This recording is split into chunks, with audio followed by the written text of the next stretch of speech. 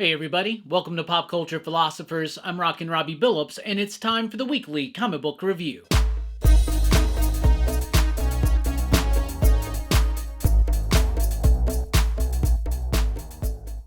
That's right, everybody. Thanks for checking out the video. I am Rockin' Robbie Billups. This is the weekly comic book review. It's the show where I read a lot of comic books, and I'll let you know what I thought about them, but I do want to say this first. We're in the last couple of weeks where you can vote for the CBC Awards. That's the Comic Book Community Awards. We here at Pop Culture Philosophers have been nominated for 6 categories, including Favorite Channel, Best Channel of the Year, Best Ongoing Series with this show, the Weekly Comic Book Review, Best Comic Book Review, Best Hair and Beard, as well as Best Collaboration for the monthly review. If you feel so inclined, please go to the link in the description below, cbcawards.org, and vote for us or any other YouTuber that you feel is deserving. All right, we always start with the Pick of the Week, and this week's Pick of the Week, Faceless and the Family, issue number 1 from Oni Press. Now, this is from Matt Lesniewski. Now, I probably said that name wrong, probably totally butchered it, and in fact, the Brainiac's probably going to be correcting me. Brian, you can correct me in person, you can correct me through text, you can also correct me in a comment here below. In fact, all 3, and I know that you really care. Anyway, Faceless and the Family is one of those kind of comic books that I absolutely love and adore. It is the story of a journey, but it is done in such a very profound and interesting way, and technically solid as far as cartooning goes. It is a black and white story. There's lots of great hatching, lots of great work with that black and white line, with the gray tones, using the hatching to make that so. Really interesting shapes, amazing lettering, some of the best lettering you're going to see in comics. Though I will say, one of the problems I have is the lettering font for the actual word balloons is a little small. That might be too small for some readers, but I really like this story. It's about this dude who wears this like weird pipe mask thing over his head. He thinks he's got this gnarly, ugly face. He lives in this world that's like shaped like a hand like this. They live in the palm with all the poor people. All the rich elite people live in the fingers. And he's trying to get to the pinky so that he can get this facial reconstruction surgery. And on the way, he picks up all of these different travelers, or I should say, he comes across a bunch of different people. Some of them join his group, others kind of have conflict with his group, and they all represent something. A lot of people maybe that grew up in the church or anything like that, you might know the story not Just a Pilgrim. Pilgrim's Progress. Just a Pilgrim is a Garth Ennis book that's way different than that. But Pilgrim's Progress, you may think of, yeah, that's the kind of book this is, but obviously without the Christian or religious connotation to it. But it's a really good story, expertly crafted and meticulously rendered. I absolutely love this book. It blew me away. Oni Press. This is a thick one, $7.99, but there's a lot of story, a lot of gorgeous black and white artwork. Like I said, excellent use of lettering, of layouts, of interesting designs, and use of shapes, as well as some amazing hatching and some really cool stories or characters within this story that really elevate it to something more than just, oh, that looks cool and is slightly interesting. It elevates it to the Pick of the Week. Faceless and the Family, issue number 1. Let's jump over to Marvel. We got Ultimate Universe issue number 1.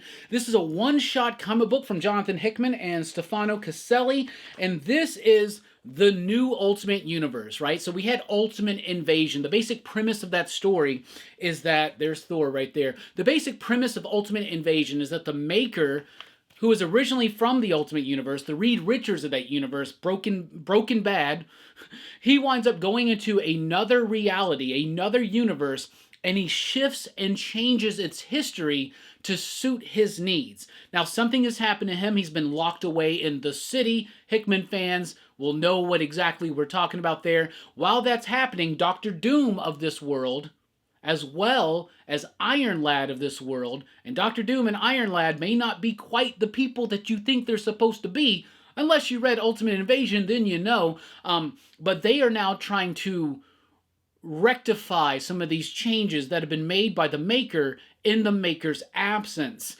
I didn't really necessarily fully engage with Ultimate Invasion. I thought it was interesting, but here in this one shot, it kind of recontextualizes everything and makes it make a lot more sense. The artwork is great, the reimagining of this world is great, and the whole narrative and the way that these characters are thread throughout it absolutely works for me.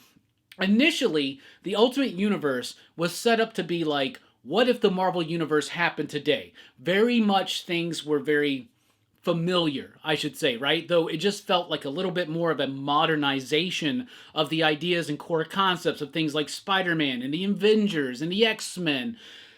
This is definitely doing something different, creating a whole new world. It's almost like the Marvel Universe by way of East of West, and I absolutely loved it. I thought Ultimate Invasion was just kind of wonky, but this right here really freaking worked for me, and I'm excited about these excellent creators we got coming on for the brand new Ultimate Universe. But Ultimate Universe, issue number 1, it's a really cool one-shot. We also got Spider-Boy, issue number 1. Spider-Boy, the hit sensation of the year.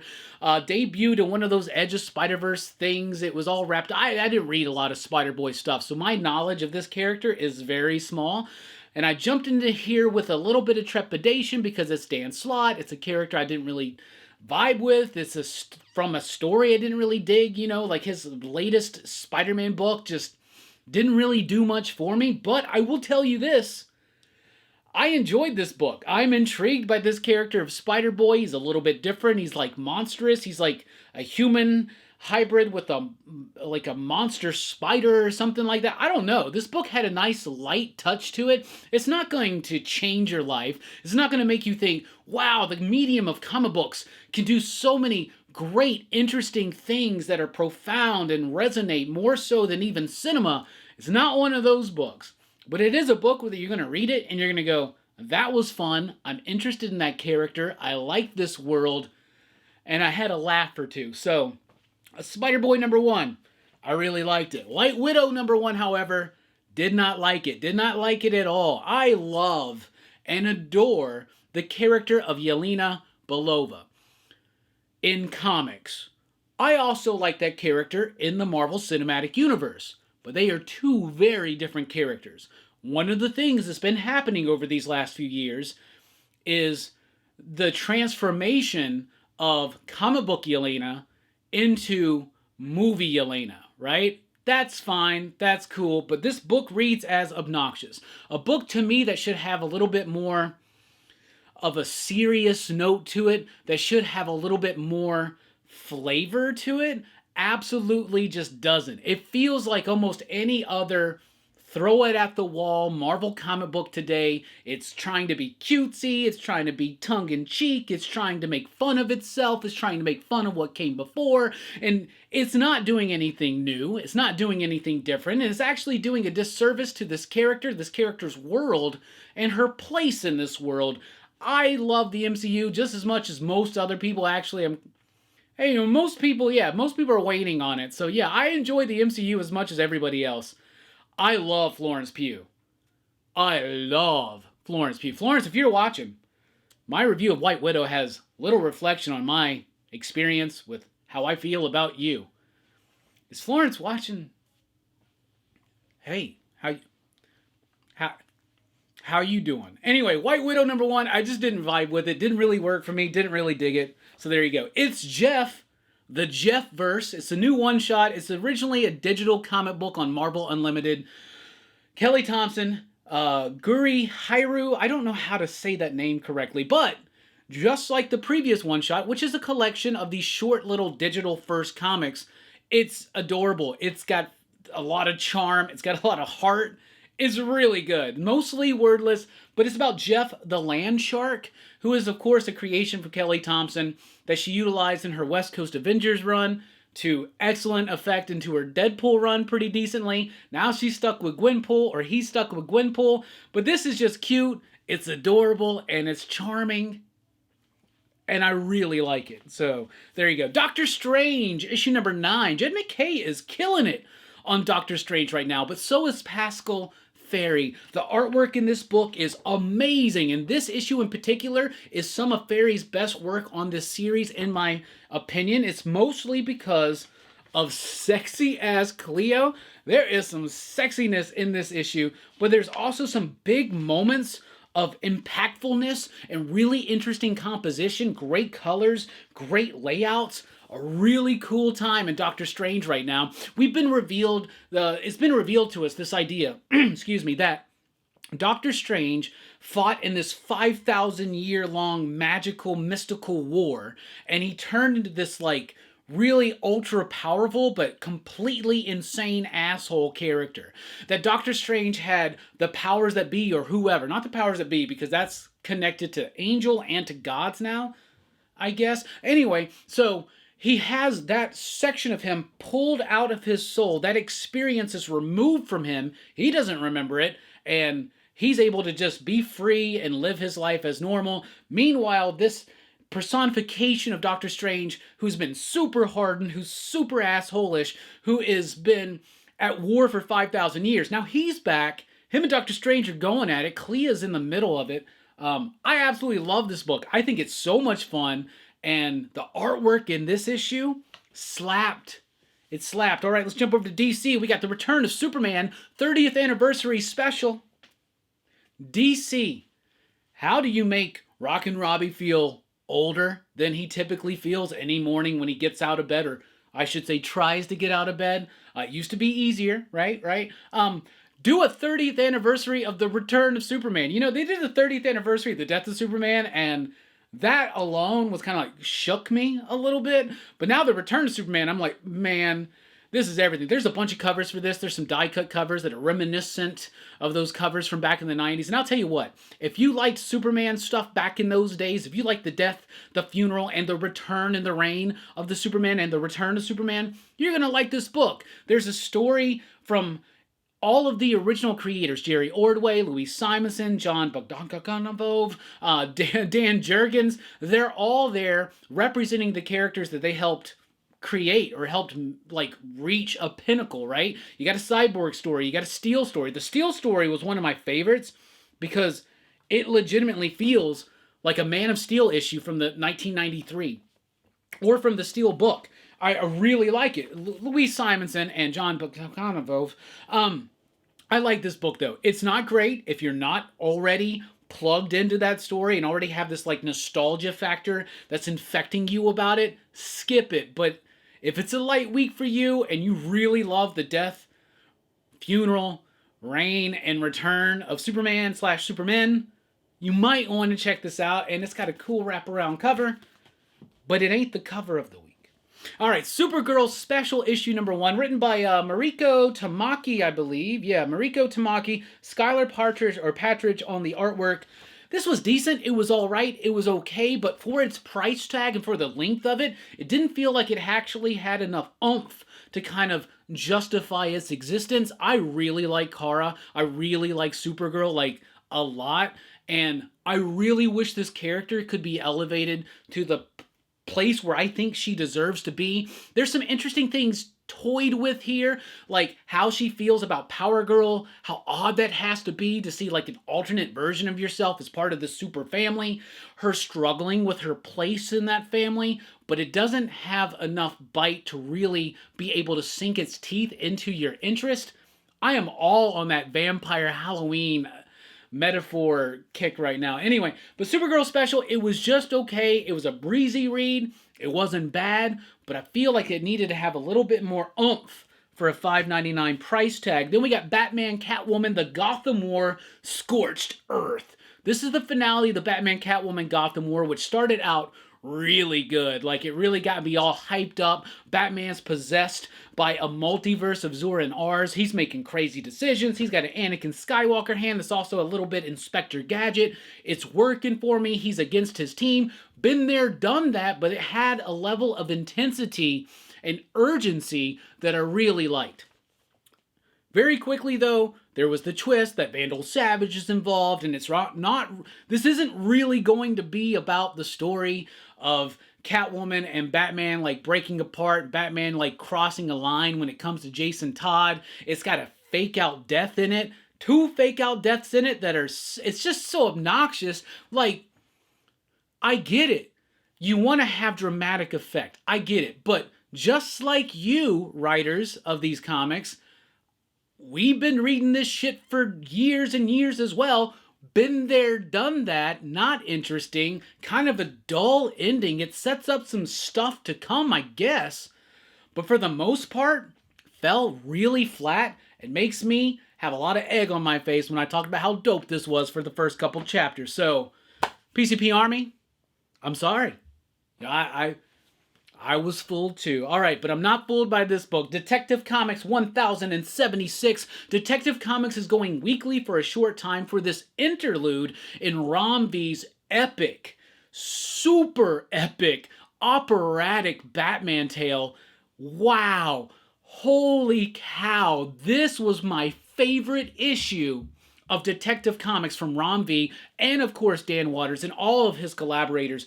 The artwork on the main story, first of all, the main story has artwork by Jason Sean Alexander. Batman's been possessed by this demon, is trying to strip away all of his memories, everything that makes him who he is. They're going to publicly execute Batman. Oh my goodness, the artwork by Jason Sean Alexander, who you will know from Philadelphia or from Spawn, is freaking awesome and really fits the tone of this issue in particular. Batman's been captured. Catwoman, it's up to Selina. This is the best Catwoman Batman book of the week right here. But it is up to Selina to put together a team for the ultimate heist. Let's go steal a Batman. Awesome stuff. And then 3 backup stories that are worth more in weight than any other backup story out there, unless it is written by Dan Watters. That last one he did was freaking awesome. Anyway, there's a question-centric story by Dan Watters that was a really nice short little story. It was nice and satisfying. Then there's an Azrael story, because Azrael and Montoya are going to be involved in this bat heist, if you will. Holy cow, that Azrael story was amazing, because the artwork was by Liam Sharp. I gotta show you something. I mean, anything I say will not do justification to the artwork. Like, holy freaking cow. I felt like I was back in the 90s. Like, the best of indie comics in the 90s in a modern superhero comic absolutely worked for me. Then you got Ram V in the back here doing a short 2-page story with Aditya Bidikar that sets up something. First of all, Ram V is a great writer. He's also a really good artist, and Dan Watters is a great writer, and Jason Sean Alexander, and Liam Sharp, and everybody else. Chris Mitten, I think, is the guy who did the question story. Also, there's a super sexy page in this one. I'm just going to show it to you. Slight spoilers. Poison Ivy's in here. So you got Catwoman ass and topless Poison Ivy in the background. Okay, Ram, this is your best one. This might be the best issue of Detective Comics of all time. And is that hyperbolic? I don't think so. Am I horny? Maybe. But what am I horny for? Good stories or hot bodies? Maybe both. Aquaman and the Lost Kingdom special. This is a giant $6.99 one-shot comic. That is a prelude of sorts, a prequel to the new Aquaman movie. I know a lot of people don't care about DCEU. I'm a big Aquaman fan. I love Jason Momoa. I checked it out, and I liked it. It's got 2 stories in it. The first story by Tim Seeley. It's got 3 stories in it. The first story by Tim Seeley is like a big prequel to like Aquaman's journey. Arthur's like, getting married. I mean, y'all saw the trailer. I mean, he finds out he's going to have a kid. But it was good. It was fine, actually. It wasn't written bad. It was one of the best Tim Seeley scripted books I've read in a very long time. The second story is about Black Manta. It was okay. It had some structural issues, but it was cool, and it sets up, like, that Manta's got this, like, ship and crew, and how he gets that ship and crew. And the other one is basically being like, oh yeah, Ocean Master's in prison, which we knew. Is this essential to your understanding of that movie? Not at all. But if you're an Aqua fiend like I am, it's literally the only Aquaman book we're probably going to get for the rest of this year. Let's jump over to Image, because that really saddened me. And from Image Comics, we have Blood Commandment, issue number 1, from writer-artist Szymon Kudranski. I loved this book. So we've been talking a lot about his book this year, Something Epic. It's a really great book, packed with a lot of great ideas and really cool concepts, but the execution in the scripting, there's just something that's a little too overly verbose there. I do think that's been really settled in his newest work, Blood Commandment. There is a page with a lot of dialogue, but the way it's placed within the structure of the book and what comes before and what comes after, I actually think it works incredibly well. I loved this book. So it's about a father and a son. They have lost the mom in the family at some point. There's a mystery to the father. I don't want to reveal it because it's an obvious and easy to figure out kind of mystery as the book progresses, but it still doesn't remove any of the weight from the reveal because of the artwork. The artwork is absolutely amazing, atmospheric, very creepy, very much. There's that one page. It seems like a lot of text, but when you read it in the entire framework of the book, it works so well. Big like open moments like this that really hit and really work. What Kudranski has been doing, which is betting on himself, I am all here for. One Man Comics. What's the name of the company here? He's got his own, what is it? One Man Art Comics. Yes, one vision, one voice. Let's get that through. Also, Kudranski is someone who, at least from what I can pick up from his work, likes the same thing about horror that I like. He likes the themes, he likes the setting, he likes the atmosphere, he likes the pace of it, he likes the flow, he loves how it's can be utilized to tell deeper, more personal stories. Holy freaking cow, I love this book. I am filming this on Halloween night, so happy Halloween. It's been a long day. It's Halloween, y'all. We had a great horror fest. But Szymon Kudranski, this, amongst many other books this week that we're about to be talking about, is a really solid book to read for spooky season. And if you're like me and like Kudranski, spooky season doesn't end on October 31st. It's always Halloween for us. Read Blood Commandment. I think you're really going to like it. Then we got The Sacrificers, issue number 4. Issue number 4 from Rick Remender, Max Fiumara, Dave McKeag. I really like this book. This book has a way to emotionally resonate as well as doing this cool fantasy world building. It's about this world in which there are the haves and the have-nots, and the haves are basically gods, and they refuel themselves with the sacrifice of young people from the various families of the worlds that they rule. Right? And they're all gods, so there's a little bit of wicked and the divine in there, but there's a little bit of Hunger Games in there as well. We had a devastating issue number 3, and what we get in issue number 4 is this celebratory thing afterwards that really kind of like juxtapositions itself against the previous issue and what happened in the beginning of this issue in such a very freaking well way. A very freaking well way. Wow, we've really elevated things here. On the weekly comic book review, art is amazing, story is great, the characters, the world building, the pace of this, how each chapter is just getting just enough done. This is a real winner, and 4 issues in, one of my favorite Rick Remender books I've ever read. Then we got King Spawn here with issue number 27, written by Todd McFarlane with artwork. Amazing artwork, should I say, by Javier Fernandez and Kevin Keane. The artwork on every page of this book is awesome. Todd McFarlane has this thing. He said all you really need is like 1 to 2 cool moments artistically in a comic book to really nail somebody in, right? Okay, well, Javier didn't get the memo that we only needed 1 or 2 moments because every frickin' page in this book is amazing. Spawn is on his way to the throne of hell. He has to go across some temptation. He's got to relive his past. He's got to relive his tragedies. He's got to come to grips with the monster within. And yes, I may be showing you pretty much every freaking page in this book, but it's because I want you to know I'm not kayfabing this shit.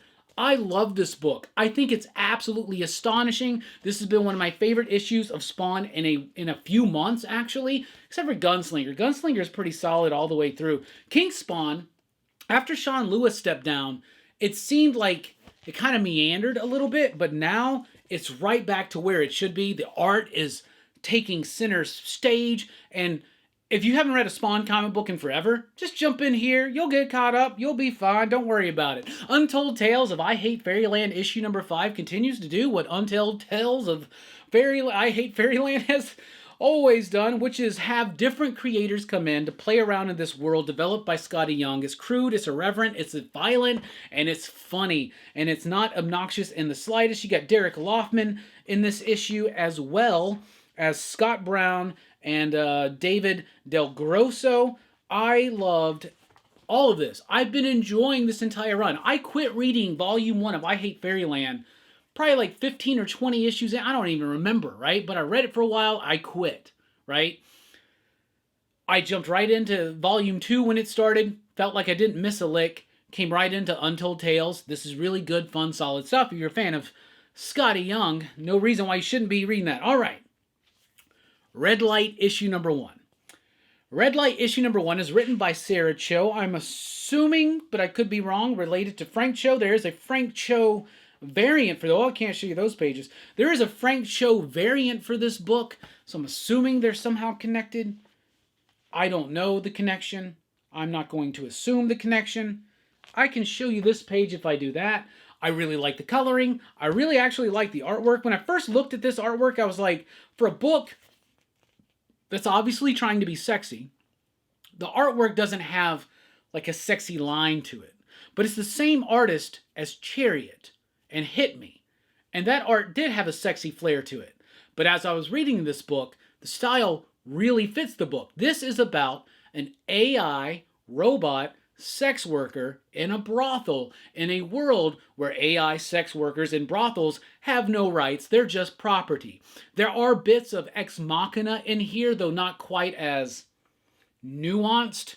One would say it's a little bit more obvious, a little bit more in your face, a little bit more on the nose, but it's also a sexy book. It's also a book about agency. It's also a book about identity. It's also a book about a lot of different themes, and it's working for me. Plus, did I mention this book's rather sexy? There's some sexy books out this week. What's going on, Robbie? Halloween. It's all tricks and treats, baby. Anyway, Red Light number 1. Really like this book from AWA. If you want a smarter Red Shoe Diaries, check this book out. You know, they did another book that I compared to Red Shoe Diaries, AWA did. What was that book called? Casual Fling. That's a great book, too. And yes, unashamedly, cover of the week goes to Jeff DeCal and Red Light number 1. Almost forgot the name of the damn book. All right, then we got Scott Snyder, Dan Panosian on Canary. By the way, Dan Panosian's cover on this King Spawn is awesome. So even though he didn't get cover of the week, can we just go ahead and call him the artist of the week for the most part? Because that cover is awesome, and the interior artwork in Canary is amazing. This is one of those Scott Snyder Comixology first books that came out a while ago, and they've been reprinting them over at Dark Horse Comics, I should say. $5.99, I do believe, $4.99, but it's 2 issues worth of story. This is a Western horror comic. There's a town with a canary mine. There was a tragedy there where it's not a canary mine. My bad. They're not like mining for canaries. That seems silly, and it is silly. It's a mine in a town called Canary, and there was a tragedy there, and ever since then, there's been some murders, there's been some bad stuff going on in this town, so you got to get this dude who's like a dime novel hero, Sheriff Marshall. No, he's a marshal. He's not a sheriff. He's like a U.S. Marshal, but a dime store novel hero as well. It's up to him to solve the mystery, figure out what's going on. Him and, of course, the rock doctor, the geologist that he's dealing with here. The artwork is amazing. It has a grit. It has a scratchy texture to it. The coloring is freaking fantastic. Who is the colorist in this book? The colorist in this book is Dan Panosian. The art in this book is so freaking splendid. It's like, I almost want to say it's like Miller-esque, like Frank Miller. I almost want to say it's like, I don't know. I want to make comparisons. I want to make comparisons to Frank Miller. I want to make comparisons to Howard Chaykin. But honestly, all of that doesn't do it justice.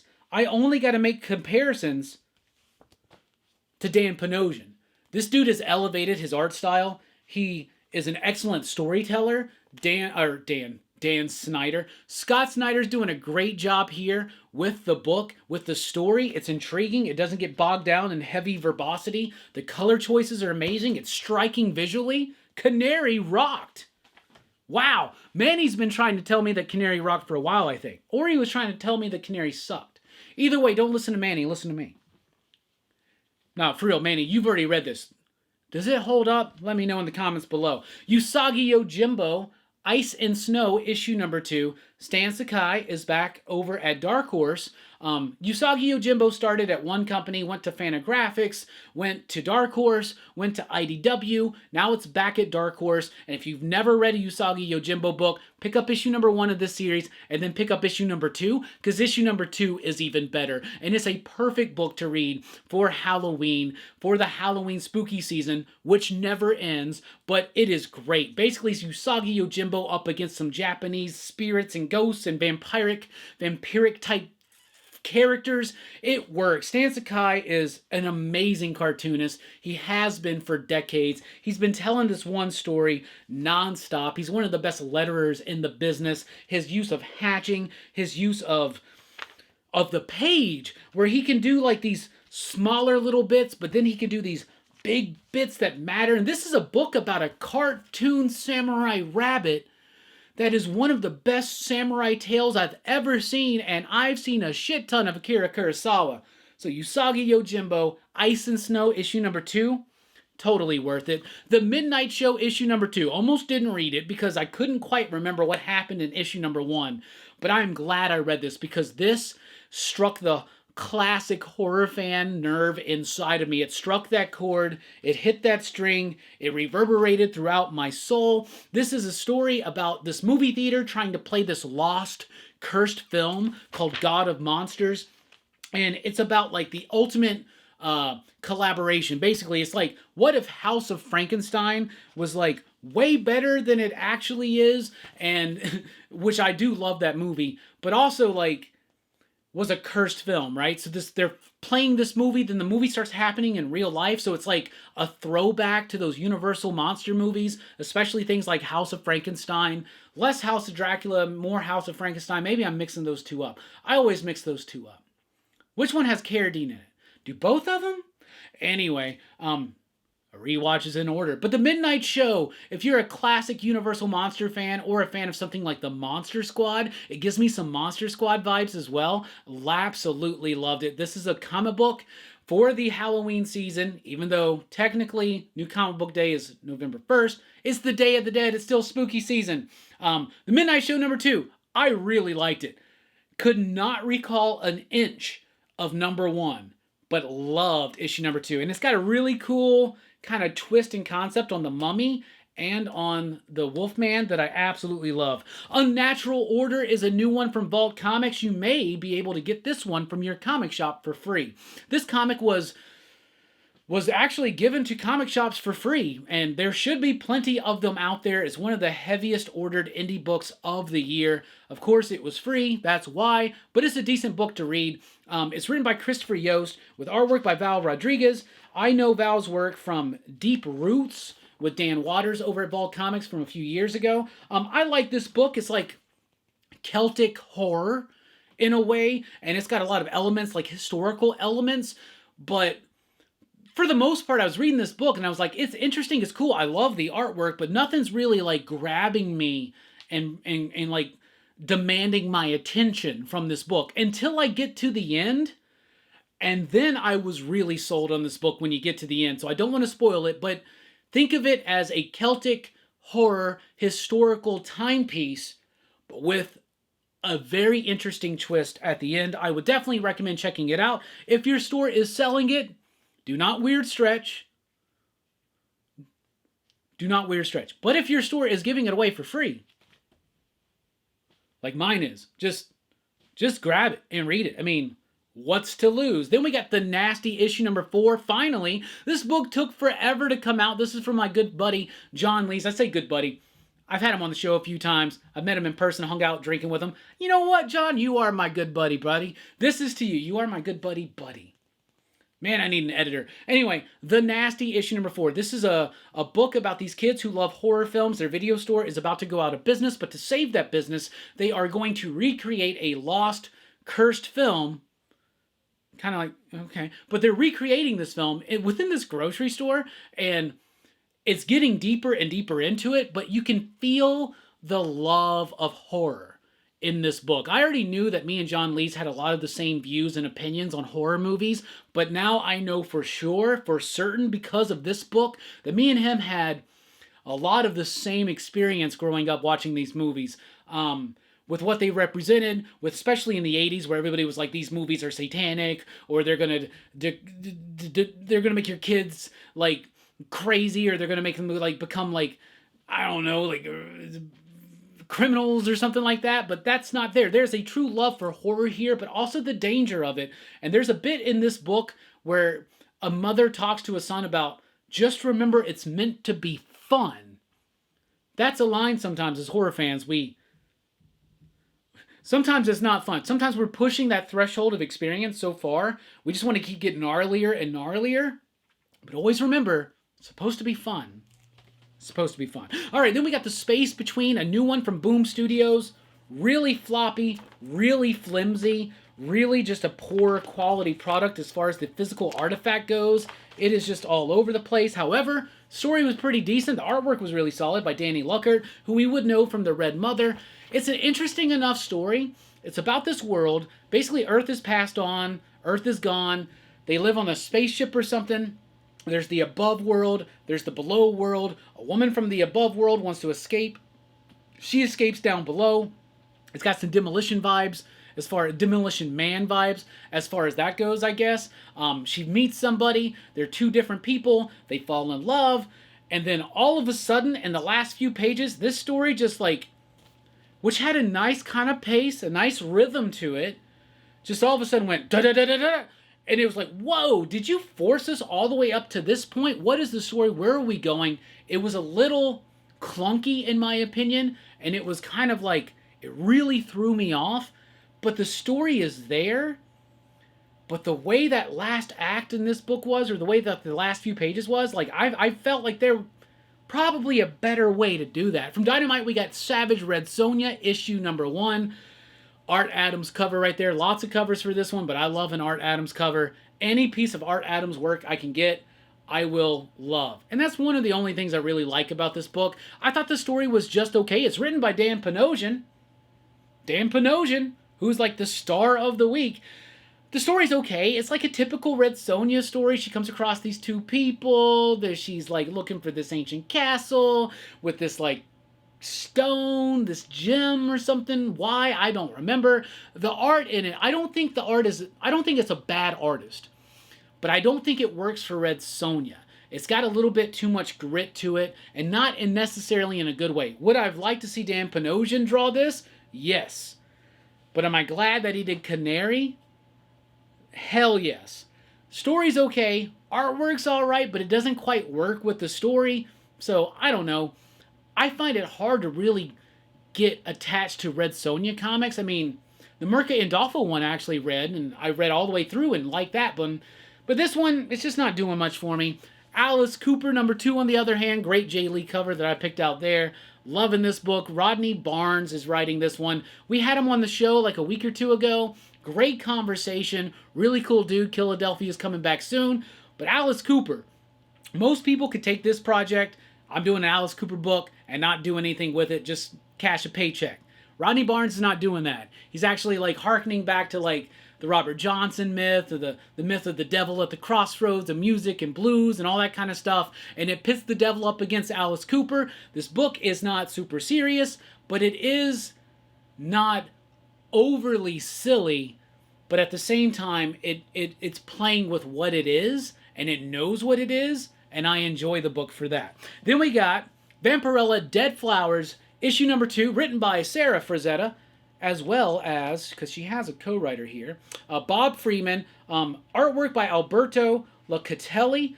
I love the artwork in this book, especially the coloring. I like the layouts. It's got a dynamic quality to it that I really, really like. The story is pretty solid too. There was a little bit of confusion for me with trying to piece it back together to the original first issue, to the first issue that came out like a month ago, but I got right back into the flow of the story. I love the art. I love the characterization of Vampirella, and I thought it was cool. It's Vampy versus a werewolf.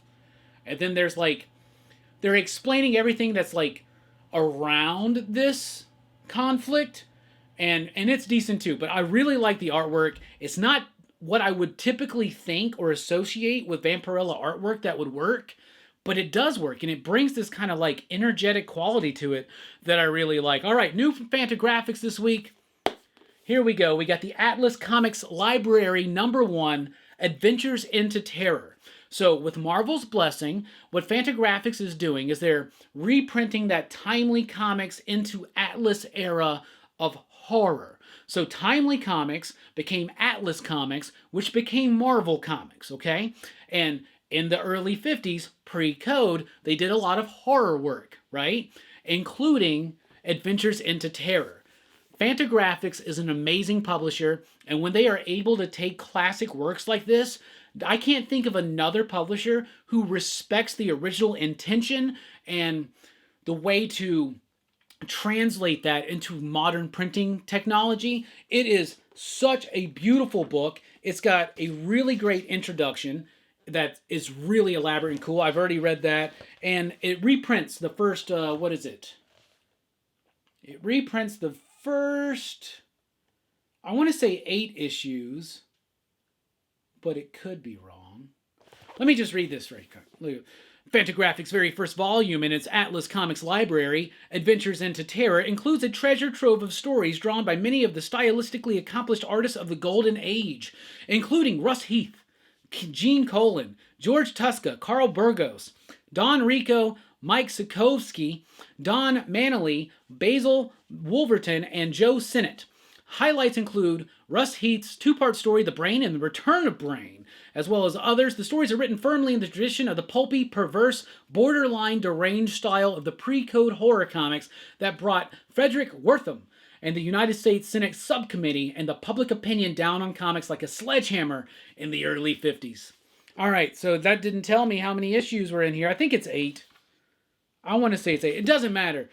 What I love about Fantagraphics, they understand what the colorists of the time were doing, and they reprint this so that the colors are exactly as they should be. Not that like super blanket, gaudy, overly bright kind of reprinting that Marvel and DC does, but a lot of attention to detail here. And man, this stuff looks great. I've never read this stuff. I'm excited. I'm most excited about some early Gene Colan work. But we will also give the smell of the week to this book right here. It is $35, well worth it. I did not want to miss out. This is definitely a library from Fantagraphics that I want in on from the ground floor, and I'm excited to dive into this book. It is beautifully packaged together. The colors are amazing. They're all facsimile editions, so it includes the original ads and all that kind of stuff. It's gorgeous. If you like classic pre-code comic book horror, check that out. So to recap, Vampirella, Dead Flowers, some really great kinetic artwork that is unexpectedly working for Vampirella. Alice Cooper, Rodney Barnes knows what he's doing, and he's doing it well. Savage Red Sonja didn't really work for me, but I love that Arthur Adams cover. The space between, very clunky and rushed at the end. That kind of threw me off. The Nasty, #4, a love of horror movies that I absolutely adore. Unnatural Order, it's going to be free at most shops. Just check it out. Celtic Horror with a very interesting twist. The Midnight Show, if you're a fan of classic Universal monsters, or like the Monster Squad, which is kind of in that same vein, you're going to like that book. Usagi Yojimbo, why are you not reading this book? Read it. Read it. You should have been reading it your whole life. Canary, really great Western horror from Dan Panosian. Great artwork. And Scott Snyder. Red Light, issue #1. Saucy, Ex Machina inspired AI brothel action cover of the week there as well. Why? Because of butts. Obviously, don't hate. Untold Tales of I Hate Fairyland, still loving that book. King Spawn, this was a great issue of King Spawn. Sacrificers gets better and better, really hitting all of those. Blood Commandment #1 blew me away. Horror fans definitely got to check that out. Aquaman and the Lost Kingdom special. If you're the biggest Aquaman head like me, check it out, but otherwise, it's probably skippable. Detective Comics, this is the best issue of Detective Comics by Ron V, in my opinion. Batman, Catwoman, the Gotham War, Scorched Earth, kind of a letdown of an ending. Supergirl special, just didn't feel like it had enough oomph to it. The Return of Superman, 30 years ago this shit happened, and if you remembered it, and you liked it, and you still have a nostalgic feeling about it, check that out. Doctor Strange, man, that book is really good. It's Jeff, it's adorable, it's cute, it's Jeff. White Widow, did not like that one whatsoever. Spider-Boy, pleasantly surprised by that one. I actually did like it. Ultimate Universe, liked it way better than Ultimate Invasion. Thought it was good. But the pick of the week is Faceless and the Family. Love the cartooning, love the artwork, love the story, love the metaphor, love everything about it. And it's a really nice, solid package. But do not forget that the smell of the week went to the Fantagraphics book, the Atlas Comics Library, Volume 1, Adventures into Terror. It's gorgeous. That's what I read. That's what I dug. That's what I'm thinking. What are you reading? What are you digging? What are you thinking? Let us know in the comments down below. Thank you so much for checking out this video. I've been Rockin' Robbie Billups. Thanks for rocking with us. Be sure to like, share, and subscribe. Join us over at patreon.com/PCP if you want to help support this channel. I've been Rockin' Robbie Billups. Station, keep on reading. Pop, pop, boom!